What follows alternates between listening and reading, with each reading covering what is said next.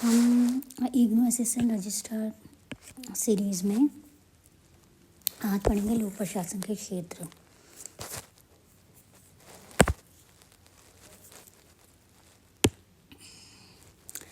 इसमें मोटे तौर पर 4 दृष्टिकोण हैं, ठीक है। एक है व्यापक दृष्टिकोण, ब्रॉडर व्यू, फिर है नैरो व्यू, संकुचित, फिर है पोस्ट ऑफ व्यू और फिर है सब्जेक्ट मैटर व्यू, विषय वस्तु दृष्टिकोण। इन चारों व्यूज़ के बाद पढ़ेंगे। आज हम देखते हैं कितने व्यू हम कवर करते हैं। तो व्यापक दृष्टिकोण जो ब्रॉडर व्यू है वो सपोर्ट किया है निग्रो ने, LD. White, marks, Willoughby, Simon और बहुत सारे विद्वान हैं जिन्होंने इस व्यू को सपोर्ट किया। और इस व्यू के अनुसार क्या कहते हैं, वो कहते हैं कि लोक प्रशासन के 3 अंग हैं, व्यवस्थापिका, कार्यपालिका और न्यायपालिका, ठीक है। वो कहते हैं कि 3 अंगों से ये बना है लोक प्रशासन।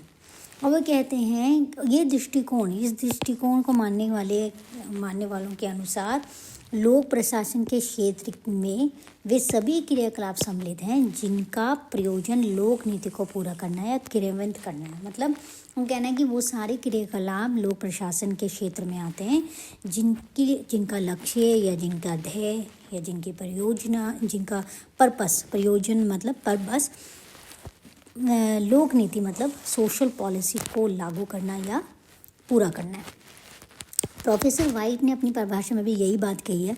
इसको परिभाषा में भी देख लेते हैं। लोक प्रशासन वे सभी कार्य आते हैं जिनका उद्देश्य सार्वजनिक नीति को पूरा करना अथवा लागू करना होता है।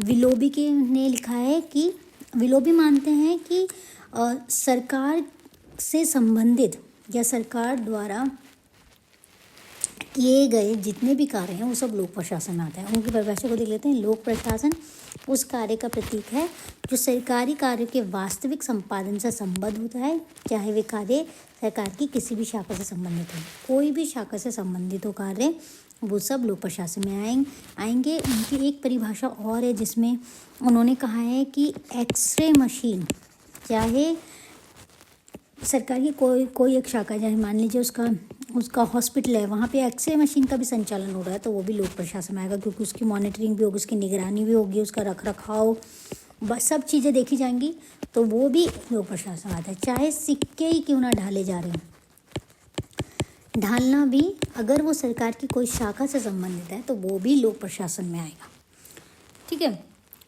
विशेष क्षेत्र के बारे में विशेष क्षेत्र के बारे में निग्रो की व्याख्या अधिव्यापक है। उन्होंने विशेष क्षेत्र के बारे में भी बोला है। उन्होंने ये कहा कि अन्य सभी पक्षों के अलावा लोक प्रशासन राजनीतिक व सामाजिक प्रणाली के आपसी संबंध को सम्मिलित किया गया। वो कहते हैं कि विशेष क्षेत्र के बारे में वो कहते हैं कहते हैं कि इसका क्षेत्र जो है वो बहुत व्यापक क्यों है, क्योंकि इसमें लोक प्रशासन तो है ही, इसके साथ साथ राजनीति और सामाजिक प्रणाली का आपसी संबंध भी सम्मिलित है। सामाजिक प्रणाली कैसे, जैसे निजी समूह हैं या व्यक्तिगत समूह हैं, ठीक है। ये समाज कार्य जो होते हैं, ठीक है, जो सरकार करवाती है, जैसे मैंने बोला NGO हैं, तो वो सब भी इसमें सम्मिलित हैं। इसलिए इसका क्षेत्र जो है वो व्यापक है,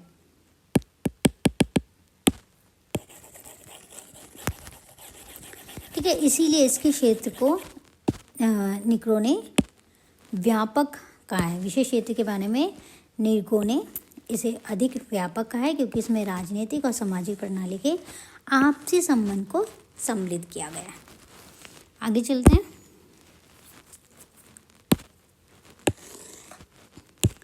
लोक प्रशासन के बारे में हम आगे जो उन्होंने व्याख्या की है उस व्याख्या को एक बार देख लेते हैं। उन्होंने कहा कि लोक समाज में सहयोगी एवं सामूहिक प्रयास है, ठीक है। जैसे कि सहयोगी जो हैं, जैसे नगर पालिका है, ठीक है, नगर पालिका के ने कुछ प्राइवेट कंपनीज़ को भी कचरा उठाने के लिए दिया ना, जैसे गाड़ियाँ आती हैं आपके यहाँ कचरा उठाने के लिए गाड़ियाँ आती हैं, तो वो उनको दिया गया है, ठीक है। पर वो सरकार की निगरानी में है, वो अपने आप में नहीं कार्य कर सकते, सरकार की निगरानी में वो कार्य हैं, ठीक है। और सामूहिक प्रयास, अगर कुछ संगठन हैं जो काम कर रहे हैं, जैसे निजी संस्थाएं हैं, जैसे एनजीओ हैं, वो काम कर रहे हैं, उनके प्रयासों को भी लोक समाज में सहयोगी एवं सामूहिक प्रयास है। ये उन सब से मिलकर लोक प्रशासन किया जाता है। लोक प्रशासन का मतलब ही है जनहित के कार्य करना या समाज कल्याण के कार्य करना, मतलब वेलफेयर के कार्य हैं जो। फिर इसमें कार्यपालिका है, विधायिका है, न्यायपालिका है, इन तीनों के परस्पर संबंध है। मतलब न्यायपालिका, ठीक है, एग्जीक्यूटिव ब्रांच, विधायिका, लेजिस्लेटिव और जुडिशियल, इन तीनों का आपस में जो संबंध है वो भी लोक प्रशासन में शामिल है, ठीक है। लोक प्रशासन की लोक नीति, ये कौन कह रहे हैं? ये निग्रो कह रहे हैं, व्यापक ये क्षेत्र के बारे में बता रहे हैं कि लोक प्रशासन में क्या क्या क्षेत्र आते हैं। अगर लोक प्रशासन की नीति में अगर वो रचना भी कर रहे हैं, ठीक है, वो पॉलिसी मेकिंग भी कर रहे हैं, नीतियों की रचना भी कर रहे हैं, तो फिर वो एक राजनीतिक प्रक्रिया का अंग बन जाता है। क्योंकि पहले क्या होता था, पॉलिसी मेकिंग का काम केवल राजनीतिक प्रश्न था, राजनीति से ही जुड़ा हुआ था, पार्लियामेंट में ही सारी पॉलिसीज़ बनती थी, फिर उनका इम्प्लीमेंटेशन जो करते थे वो लोक प्रशासन करते थे। पर कुछ लोक नीतियों को लोक प्रशासन भी बनाती हैं, अगर ज़रूरत पड़ने पर कुछ नीतियाँ बनानी पड़ती हैं तो फिर उसे वो जो है वो एक राजनीतिक प्रक्रिया का अंग भी बन जाता है, ठीक है। तो इसमें उन्होंने क्या मिला दिया, उन्होंने राजनीतिक प्रक्रिया का अंग भी बना दिया लोक प्रशासन। फिर लोक प्रशासन समाज की सेवा करने के क्रम में निजी समूहों व्यक्तियों से घनिष्ठ रूप से जुड़ा है। मैंने बोला है, यहाँ पे ही बोल दिया कि सामूहिक प्रयास है, फिर दोबारा भी यही बोल दिया कि समाज की सेवा करने के क्रम में निजी समूह, मतलब कोई ऐसी संस्था है जो समाज कल्याण के कार्य कर रहे हैं, ये अब कुछ व्यक्ति हैं जो समाज कार्य के कार्य करते हैं, तो इनका घनिष्ठ रूप से जुड़ाव भी जो है वो लोक प्रशासन से है जब समाज कार्य की बात आती है। आगे बोलते हैं कि प्रशासक जो हैं, जो लोग प्रशासन में होते हैं, सिविल अधिकारी जो होते हैं, ठीक है, वो नीतियाँ बनाने में अगर वो मंत्रियों को सलाह दें, क्योंकि सलाह कैसे दे सकते हैं, क्योंकि वो अपने विषय के विशेषज्ञ होते हैं। अगर जैसे कृषि में वो सलाह दे सकते हैं, कृषि अगर कोई पॉलिसी बन रही है, हेल्थ पॉलिसी बन रही है, तो जो उसमें वो एक्सपर्ट होते हैं, क्योंकि उस क्षेत्र के बारे में वो ज़्यादा जानते हैं, मंत्री इतना नहीं जानते, तो उनको अगर सलाह देंगे तो पॉलिसीज़ और बेहतर बन जाएंगी। और आमतौर पर वो सलाह देते भी हैं, निग्रो कहते हैं, क्योंकि आज के युग की ये मांग भी है, ठीक है। और आज के युग में नीति और प्रशासन अलग अलग नहीं है। प्रशासन नीति को बनाने और उसके इम्प्लीमेंटेशन, उसे लागू करने का काम कर रही है, तो ये दोनों चीज़ें अलग अलग नहीं है। अर्थात लोक प्रशासन का क्षेत्र इतना व्यापक हो गया था कि इतना बड़ा है लोक प्रशासन का क्षेत्र कि सिविल अधिकारी नीति निर्माण में ही लगे रहते हैं, वो पॉलिसी मेकिंग में ही लगे रहते हैं। आप मंत्री उन्हें शामिल करते हैं, उनसे सलाह लेते हैं, तो उनका काम बढ़ गया है। अब वो नीति निर्माण के कार्यों में भी सिविल अधिकारी लगे रहते हैं। अब हम दूसरे व्यू की बात करें तो वो है संकुचित दृष्टिकोण, नैरो व्यू। इसमें इसको जो समर्थन करते हैं वो है लूथर, गुलेग, साइमन और बहुत सारे हैं जो इसका समर्थन करते हैं। इस व्यू के अनुसार क्या कहा जाता है, इसमें कहा जाता है कि लोक प्रशासन का संबंध शासन के केवल कार्यपालिका से। उसमें क्या था, उसमें 3 अंग थे। इसमें क्या है, इसमें केवल एक की बात हो रही है कि केवल कार्यपालिका, इसका काम केवल जो है वो एग्जीक्यूटिव ब्रांच का, मतलब सरकार का जहाँ काम किया जाता है उससे इसका मतलब है। इसका ना तो जुडिशरी से मतलब है, ना तो इसका नीति निर्माण से कोई मतलब है। इसका केवल मतलब है उसके नीतियाँ जो बनेंगी उनके इम्प्लीमेंटेशन से इसका मतलब है।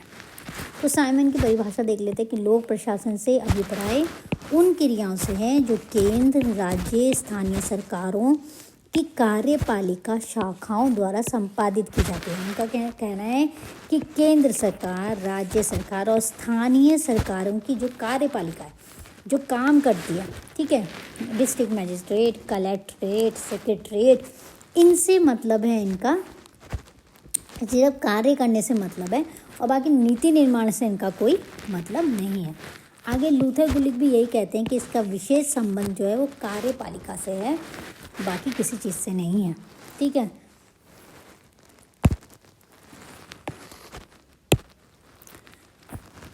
इस दृष्टिकोण से लोक प्रशासन के क्षेत्र में निम्नलिखित बातें आती हैं। अगर हम नैरो व्यू को देखें या संकुचित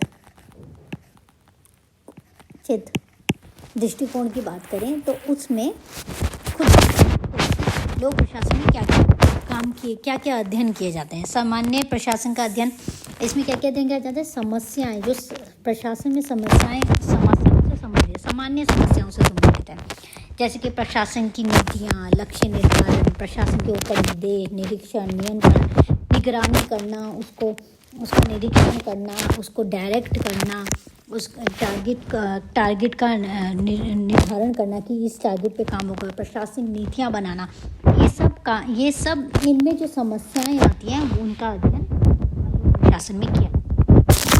आगे कहते हैं कि कार्यरत कार्यपालिका का अध्ययन क्या है कि लोक प्रशासन की वह शाखा है जो कार्यपालिका से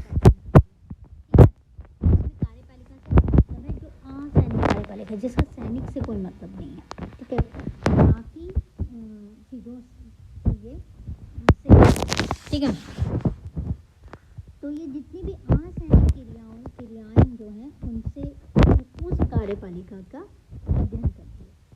जैसे कि राष्ट्रीय, राज्य, स्थानीय, प्रत्येक प्रकार के प्रशासन के लिए कार्यपालिका उत्तरदायी है। राष्ट्रीय में कार्यपालिका हो, राज्यपालिका हो, स्थानीय पालिका हो, वो प्रशासन जो है वो प्रशासन के लिए कार्यपालिका ही उत्तरदायी है। इनके प्रशासन के लिए, राष्ट्रीय प्रशासन के लिए, राज्य और स्थानीय के लिए जो भी दिक्कतें आएंगी राज्य में, अगर राज्य में दिक्कतें तो डिस्ट्रिक्ट मैजिस्ट्रेट उसके लिए जिम्मेदार होता है, स्थानीय में डिस्ट्रिक्ट मैजिस्ट्रेट उसका जिम्मेदार होता है।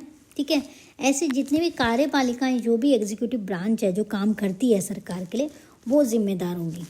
जैसे सड़क बनाने के लिए PWD को हम जिम्मेदार मानते हैं कि उन्होंने सही से सड़क नहीं बनाई है। ठीक है, तीसरा है सेवी वर्ग की समस्याओं का अध्ययन। अब जो पदाधिकारी हैं, जो लोग प्रशासन में काम कर रहे हैं, उनकी भर्तियाँ, उनकी ट्रेनिंग, उनके किस किस दशा में उनको सेवाएं दी जा रही हैं, सर्विसेज, जैसे हेल्थ सर्विसेज दी जाती हैं उनको। ठीक है, उनके अनुशासन तथा कर्मचारी संघ, इन सब समस्याओं को विस्तृत अध्ययन भी लोक प्रशासन के क्षेत्र में आता है। ये किसके दृष्टिकोण से देख रहे हैं हम? संकुचित या नैरो व्यू के दृष्टिकोण से ये बातें सामने आती हैं। फिर संगठन संबंधी समस्याएं, लोक प्रशासन के क्षेत्र में असैनिक सेवाओं के विभिन्न सूत्रों, उनके संगठन और क्षेत्रीय संगठनों का अध्ययन करते हैं। जैसे यूनियन है, ठीक है, लाइन है, स्टाफ है, संस्थाएं हैं, उनके में अगर कुछ समस्याएं हैं तो उनका अध्ययन भी लोक प्रशासन में किया जाता है। फिर सामग्री, लोक प्रशासन में जो भी सामग्रियाँ उसके एरिया में, उसकी परिधि में जो भी विविध प्रकार की सामग्रियाँ खरीदी जाती हैं या फिर उनको स्टोर किया जाता है, जैसे कि सब्जी मंडी में सब्जियाँ स्टोर की जाती हैं, जैसे कि कुछ मशीनरियाँ या यंत्र, साज सज्जा के सामान हैं, वो उसमें अगर कोई समस्या आती है तो वो भी लोक प्रशासन देखेगा। प्रशासनिक उत्तरदायी, अब ये देखना है कि जो पदाधिकारी काम कर रहे हैं उनको भी ये नहीं कि वो जैसा चाहे आचरण करें, उनकी आचरण पे भी निगरानी रहती है, जनता की, विधायिका की, कार्यपालिका की, न्यायपालिका की, वो इन सबको उत्तरदायी हैं। अगर उन्होंने, मान लीजिए उन्होंने रिश्वत ली है तो वो इन सबको उत्तरदायी हैं, उन्हें बताना पड़ेगा। अगर इल्ज़ाम है उन पर रिश्वत का तो उन्हें ये उत्तरदायी हैं, इन सबको बताना पड़ेगा। उन्हें जनता को, लेजिस्लेटिव को, विधानसभा को बताना पड़ेगा, कार्यपालिका को बताना पड़ेगा, जुडिशल को, न्यायपालिका को बताना पड़ेगा। इन सबको उत्तरदायी हैं, वो मनचाहा व्यवहार नहीं कर सकते हैं। वित्त संबंधी समस्याएं, वित्त संबंधी समझ ही आ रही है, बजट से संबंधित या फाइनेंस से जो भी संबंधित समस्याएं आती हैं। अब तीसरा व्यू जो है वो पोस्टकॉर्ड व्यू है। इस पोस्टकॉर्ड में ये जो अल्फ़ाबेट्स हैं इनका अपना अलग अलग मतलब है। ठीक है, ये सभी जानते हैं कि लूथर गुलिक ने इसको दिया, इसका प्रतिपादन किया था। ठीक है, गुलिक से पहले ओविक और हेनरी फ्योल इत्यादि विद्वानों ने भी पोस्टकॉर्ड का दृष्टिकोण को अपनाया था। मगर इसको सुव्यवस्थित ढंग से अपनाने का या प्रस्तुत करने का श्रेय जो है वो गुलिक को जाता है। तो मेनली ये जो है वो गुलिक का ही कंसेप्ट है। तो पहला है पी, जिसका मतलब है प्लानिंग, जिसका मतलब है योजना। फिर है ओ, फिर जिसका मतलब है ऑर्गेनाइजेशन, और हिंदी में हो गया संगठन बनाना। फिर है एस, स्टाफिंग, जिसका मतलब है कर्मचारी की व्यवस्था करना। फिर डी, डायरेक्शन, जिसका मतलब है निर्देशन करना। सी ओ इसमें है एक साथ, उसका मतलब है कोऑर्डिनेशन, मतलब समन्वय करना। फिर है रिपोर्टिंग, इन सबको हम अभी डिटेल में नीचे पढ़ेंगे। फिर है आर, रिपोर्टिंग, रपट देना या रिपोर्ट देना। फिर बी, बजटिंग, बजट तैयार करना।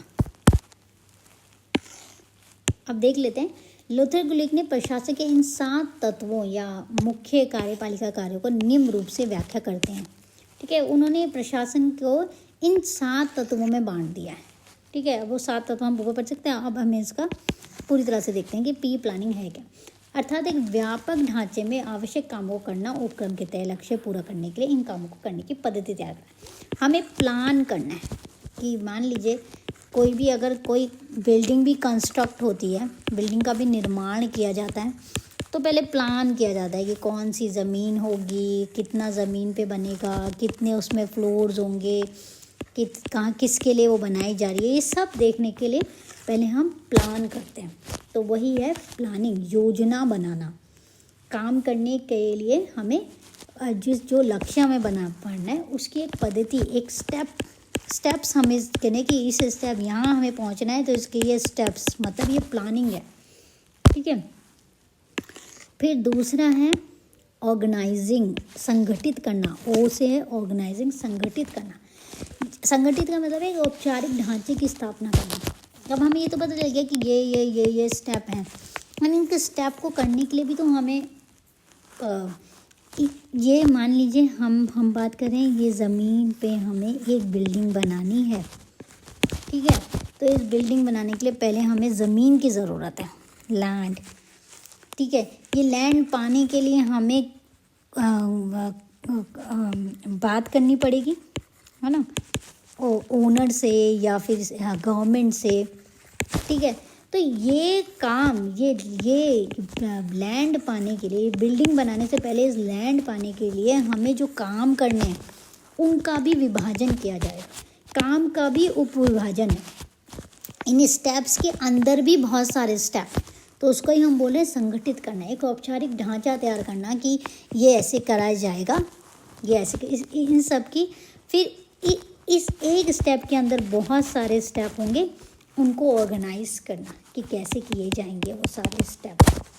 ठीक है, उसे हम कहेंगे संगठित करना या ऑर्गेनाइज करना।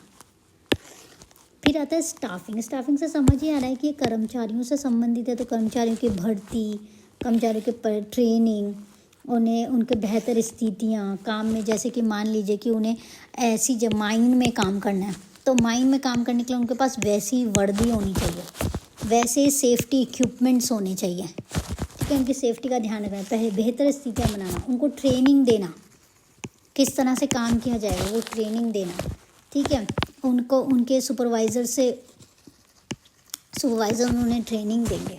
ठीक है, उनकी भर्तियाँ की जाएंगी, उनकी क्वालिफ़िकेशन के हिसाब से उनकी भर्तियाँ की जाएंगी। ये सब किस में आता है, स्टाफिंग में। ठीक है, अब उसके बाद आता है डायरेक्टिंग। एक लीडर चाहिए होता है जो लीड करता है, जो मार्गदर्शन करता है, साथ में मॉनिटरिंग करता है, निगरानी करता है। ठीक है, वो जितने भी कर्मचारी काम कर रहे हैं उनके बारे में उसको पता होता है, वो निर्णय लेता है, कोई समस्या आ जाती है तो उसका समाधान करता है। ठीक है, समझिए वो नेता की भूमिका का निर्वाह करता है। मैंने कहा ना, वो एक लीडर होता है। ठीक है, तो वही आ गया डायरेक्टिंग। जैसे एक मैनेजर है, ठीक है, वो सारा मैनेज कर रहा है, वो सब देख रहा है कि वो सारे स्टेप्स फॉलो हो रहे हैं या नहीं। या सुपरवाइज़र है, उसके नीचे वो भी देख रहा है कि ये सारे स्टेप फॉलो हो रहे हैं या नहीं। उसके नीचे भी जो होगा वो भी देख रहा है कि ये स्टेप फॉलो हो रहे हैं कि नहीं। पर मेन जो सबसे ऊपर जो है उसका काम है देखना कि उसको क्योंकि रिस्पॉन्सिबल है, इस पूरे प्रोजेक्ट का रिस्पॉन्सिबल हेड जो है उसको देखना है सब कुछ, ठीक है, वो ही लीडर है। उसके बाद है कोऑर्डिनेटिंग। कोऑर्डिनेट करना बहुत ज़रूरी है। 2 यूनिट हैं, एक यूनिट 1 है, एक यूनिट 2 है, इन दोनों के बीच में तालमेल होना चाहिए। मान लीजिए कोई मैन्युफैक्चरिंग कंपनी है, कहीं कहीं सामान बन रहा है, ठीक है, ये डिस्पैच हो रहा है, इन दोनों के बीच में, डिस्पैच मतलब बाहर निकल रहा है सामान, इन दोनों के बीच में तालमेल होना चाहिए, क्योंकि एक टारगेट है कि यहाँ तब तक डिस्पैच हो जाना चाहिए सामान, तो बीच में तालमेल होना चाहिए। मैन्युफैक्चरिंग को पता होना चाहिए कि टारगेट क्या है, मैन्युफैक्चरिंग को पता होना चाहिए कि डिस्पैच कब होगा, इन दोनों के बीच में तालमेल होना चाहिए। तो 2 विभागों के या विभिन्न विभागों के बीच में जो आपसी तालमेल होता है उसे ही बोलते हैं कोऑर्डिनेटिंग। फिर आता है रिपोर्टिंग। रिपोर्टिंग का मतलब है उन लोगों को सूचित रखना जिनके प्रति कार्यपालिका चल रही है, कार्यों को जवाबदेही। मैंने कहा था ना, एक इंसान होता है जो हेड होता है, हेड प्रोजेक्ट हेड है, वो रिस्पॉन्सिबल है इस पूरे प्रोजेक्ट के लिए। अगर कोई बिल्डिंग बन रही है तो वो रिस्पॉन्सिबल है इस प्रोजेक्ट के लिए। तो जो काम कर रही है उसको इसको जवाब देना पड़ेगा कि कितना काम हो रहा है, कब तक काम होगा, जो डेडलाइन है तब तक काम हो पाएगा कि नहीं, ये बताने के लिए वो रिकॉर्ड्स देंगे या रिसर्च करेंगे, जैसे कि ज़मीन ढूंढना या अगर कोई मैन्युफैक्चरिंग हो रहा था उसके लिए करना, जांच द्वारा स्वयं अपने अंतर्गत काम करने वाले को सूचित रखना, ये देखेगा ये काम कैसे कर रहे हैं, वो लोग काम कैसे कर रहे हैं, सब काम सही से हो रहा है नहीं, ये सारा जो है रिपोर्ट बनेगी और वो रिपोर्ट इसको जाएगी, रिकॉर्ड होगी, जांच की जाएगी, एग्जामिन किया जाएगा कि जो बिल्डिंग बन रही है वो उसमें जो मटेरियल आ रहा है वो सही आ रहा है कि नहीं आ रहा है, उसकी जांच की जाएगी। तो ये सारी चीज़ें जो आती हैं वो पोस्टकार्ड व्यू में आती हैं। हम आगे देखेंगे। अब जो हमारा नेक्स्ट रहता है वो रहता है सब्जेक्ट मैटर, जो मैंने बोला था, विषय वस्तु दृष्टिकोण, वो हम देखेंगे नेक्स्ट वीडियो में, ठीक है। तो ये वीडियो बहुत बड़ी हो जाती है, इसलिए मैंने इस वीडियो में इतना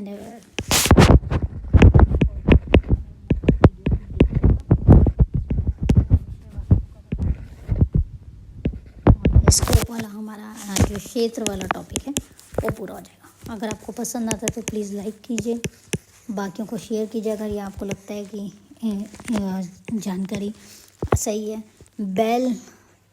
बेल को बजा दीजिए, जिससे आपको नोटिफिकेशन मिलता रहेगा मेरी नेक्स्ट वीडियो के लिए, और सब्सक्राइब कर लीजिए जिससे आने वाली सारी वीडियोस आपको एक ही जगह पर मिल जाएंगी। Thank you.